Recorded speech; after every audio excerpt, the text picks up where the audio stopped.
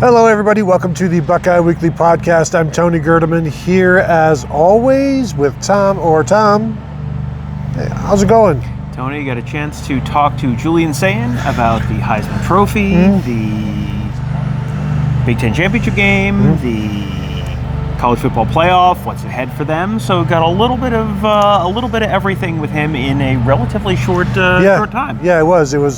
Wasn't a lightning round because we explored the room a little bit, but covered some topics, including going to the Heisman. He's a Heisman finalist. He will leave for New York on Friday morning.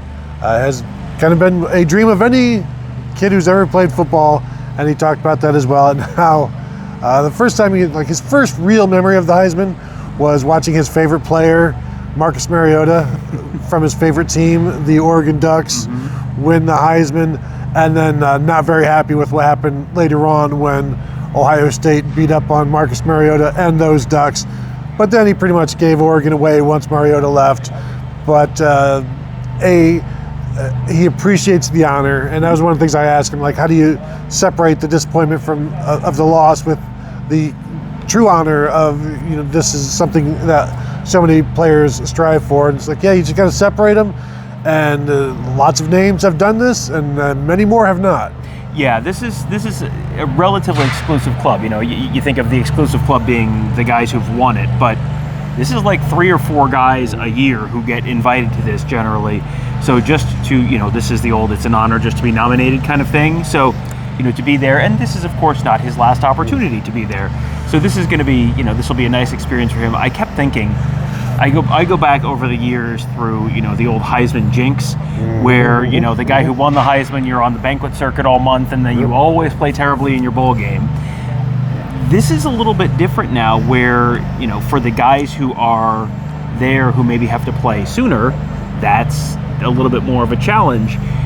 He's got till the 31st, and, he said, has not won the biggest award he's won so far is the San Diego County Quarterback of the Year Award or Player of the Year Award back in high school. So, this is to be in this conversation and to get to go to New York and sort of have a weekend away from everything. That's probably not a bad thing. Well, I feel like this is, and I was trying to think of who the 2 freshmen that are the Big Ten Freshman of the Year Award is named for, erasure.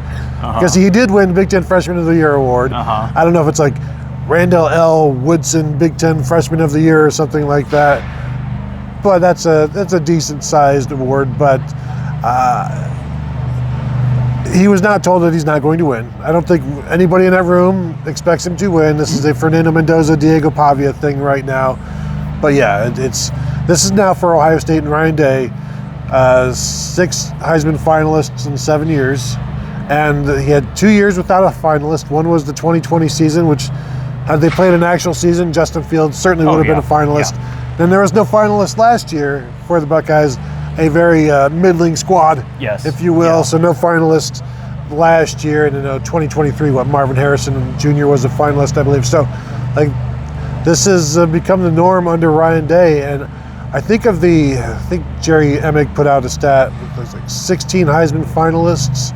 16 Heisman finalist players, and almost half of them have played for Ryan Day, including Dwayne Haskins in 2018. Right. Yeah, and I think this is one of these things where you lose perspective on, like, okay, who is the annual Buckeye to make the trip to New York because this is a thing that happens every year. I mean, really, pretty much on average once a year. There was the one year where it was Fields and Chase Young in 2019, so they had 2 guys in 2019, but really on average it's basically 1 guy a year. But you look at all the other programs around the country, and that's not true for virtually anyone else. Georgia's not putting guys in, Alabama's not putting guys in New York every year.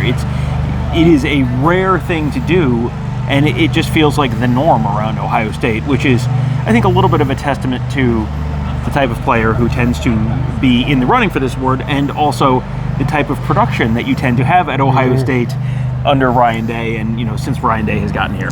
So then there was also some talk about the Indiana game and the lessons learned from that one, and the key lessons are that, and he said this a few times. Well, one, the defense played well enough to win, so this is not anything about the defense. It's got to execute better in the red zone and on third downs. And in terms of how do you do that? Well, you just execute better. Like, how do you get better? And it's like, well, you just execute. And it's like, well, I mean, technically he's true. Yeah. Whatever play is being called, you have to execute it better. Could better plays or different plays have been called? Possibly. But I think it's true that, yes, you do need to execute a sneak better. Should it even gotten to a sneak? Probably not. So those things like that were just, you had the opportunities. He said that we had enough opportunities, just didn't make the most of them. Obviously didn't score enough points. And it doesn't sound like they're over it yet, but it also doesn't sound like it's weighing them down. Well, this is not a game where it completely derails your season and threatens to knock you out of the playoff. This was kind of, it was a game they wanted to win, but also, if you had to choose which time you beat Indiana, you would choose the second potential time rather than the first potential time. I think you can also look at that very easily and say that was not anywhere close to Ohio State's best game. Indiana played very, very well. Very, very well. They had a really good game plan. They were really dialed in. We said last week, if Ohio State plays its B+ game and Indiana plays its B+ game, Ohio State wins. That was probably Indiana's maybe A- game and Ohio State's B-, something like that. And it comes down to, a missed field goal and 2 empty red zone trips towards the end of the game. So, that is certainly not, that was not a game that I think Ohio State walks away from and going, well, we've got no chance if we play those guys again later. So, and it also kind of probably helps provide a little more focus and provide a little more, you can skate on things a little bit more that we got away with it the last time. Well, now you didn't get away with it, so now you're probably taking a little bit of a deeper dive on, okay, what really went wrong and what changes need to be made, whether that's personnel, scheme, or something else. Yeah, and as Julian said, when it's the quarterback, it starts with him. Red zone, third down, it's not all on him, but he needs to do better. And he said it starts with him. And so as he said, we know the issues. So once you know the issues, you can fix them. It's a lot worse when you're like, I don't even know what's wrong. Like, I don't know what's going on. Yeah. And so they clearly understand where the flaws are, so it makes it a lot easier for them to fix. If you would like to have a little bit of a breakdown on what the flaws are, like Julian was not going to give you here's what went wrong in great detail. I recorded a show with Ross Fulton that'll go up a little later on Wednesday afternoon. Really, really good detail, specifically focused on the red zone. Like, we're going to do a whole separate show on the offense outside the red zone, but that's going up on Wednesday afternoon on our YouTube channel on the Buckeyes Tomorrow Morning podcast feed. Ross, as always, does a phenomenal job with that and had, I think, some really good insights on personnel stuff, scheme stuff, the why behind some of the stuff that they are and aren't doing. That's the big question. Yeah, it's not just, they're dum-dums and right. that you're smarter than them. Like, there is a why behind it, and some of that why may change now that you've seen, hey, this worked, this didn't work, but there is a why behind a lot of the stuff that did and didn't happen. Julian was also asked about the playoffs, and as I look at the screen right now, Tom, I see I'm wearing Texas A&M colors. You're wearing Miami colors. I wonder if people are going to be upset about that. Oh, Tom. Let me do my Aggie cheer, Aggie yell leaders. leaders. Tell 3 really corny jokes and yell whoop. Whoop. Could not, dare not. But he said he will be looking forward to watching that game. I did want to ask, who do you want to play? That's never going to be answered. That is not a question that's going to get answered, no. And certainly he's like, I'd love to, give me Miami or something like that. It's like, oh, really? Then I get in trouble for being like setting them up. People hate me. But, yeah, I mean, Ohio State's eyes are going to be on that one. They're already watching both teams in preparation for this. So Julian certainly is as well. Yeah, and I think this is a week when you've got those teams really already going hard, and those teams generally kind of had last week off. Neither of them played in the conference championship game, so this is the week that Ohio State kind of has a little bit more off. And you've seen Caleb Downs out at some award ceremonies, and Julian Sayin going out to New York this weekend. Ryan Day has been around in some different stuff, and you just had 5 players get named first-team All-Americans on Wednesday morning. So this is sort of banquet circuit week kind of thing for a lot of these guys. But this is also a chance for these guys to heal up, a chance for these guys to sort of you rest a little bit. You're probably working on some, whatever practices you're having, some of the younger guys get some extra work in. This is an opportunity to sort of like unplug for 30 seconds and then plug back in. You kind of sometimes like you need the long weekend basically, and this kind of feels like it's maybe a little bit of a long weekend for them before they gear back up. Yeah, I'm just thinking like back when we were growing up, this is probably the time that they're headed out to do the Bob Hope All-American show. And they wouldn't have anything in between like November 18th and January 1st. And it's like, yeah, I'll go do Bob Hope, I'll go do this, I'll go do that. And now it's like, well, you've got 4 days here if you want to go do something, and you've got 3 days here if you want to go do this this banquet, this award.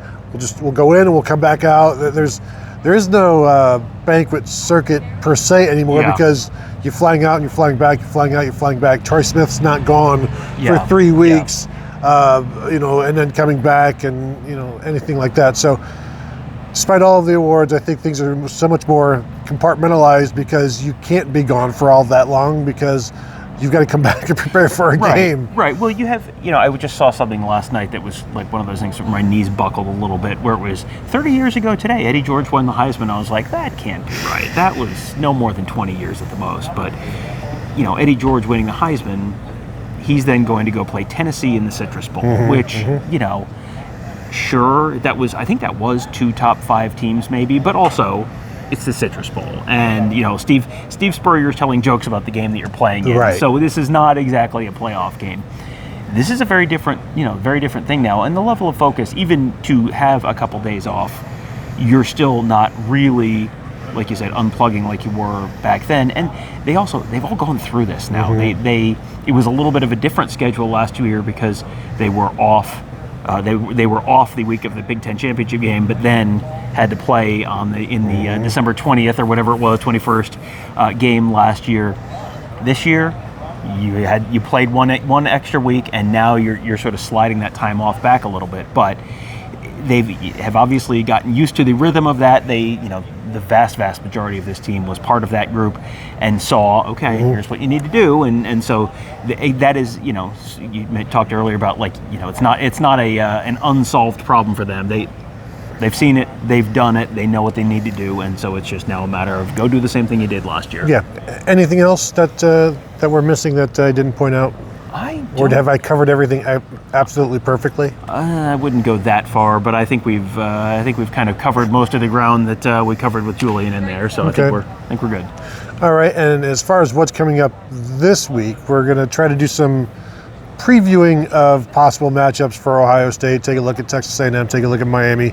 We'll have that coming for you, and of course, as you know, got to feed the beast. We'll have some stuff for you guys, so that's why if you're watching on YouTube, go ahead and subscribe to the channel, hit the thumbs up, all of those good things so that you are notified when we drop stuff. And of course, you can find us at BuckeyeHuddle.com. If you're just a listener, go ahead and search Buckeye Weekly Podcast, subscribe to that if you have not yet. Search up Buckeyes Tomorrow Morning, subscribe to that if you've not yet done so.